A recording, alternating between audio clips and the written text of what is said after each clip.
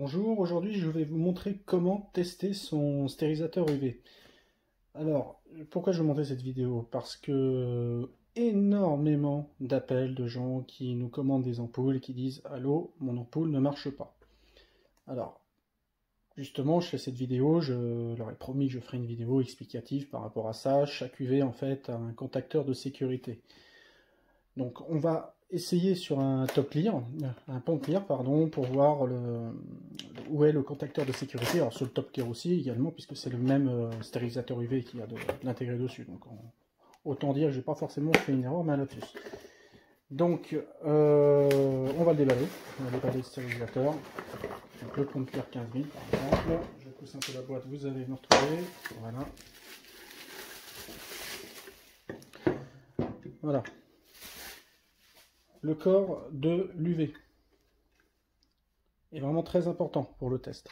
Il faut savoir que un contacteur de sécurité est à l'intérieur de la partie électrique et le corps a une languette qui rentre dans la partie électrique. Donc pour enlever le stérilisateur, je défais la partie électrique. Donc très simple sur celui-ci, vous avez vu, hein. J'ai enlevé avec le bouton rouge, tourné d'un quart de tour, simplicité enfantine. Ensuite, si vous voulez tester votre ampoule, donc souvent les gens enlèvent, mettent l'ampoule et branchent l'appareil. Ça ne s'allumera pas. Si vous branchez, ça ne s'allumera jamais. Donc il faut vraiment le comprendre ça. Vous ne pourrez pas tester votre ampoule en branchant comme ça. Pourquoi? Parce que ici, à cet endroit-là, juste là, vous voyez, il y a un contacteur, il y a une languette en fait qui va rentrer à l'intérieur.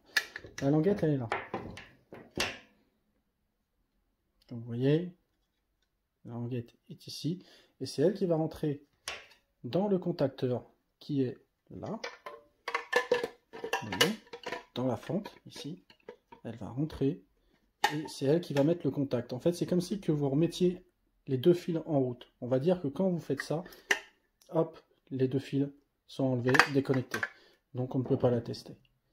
Donc si vous voulez le tester, il y a une autre possibilité.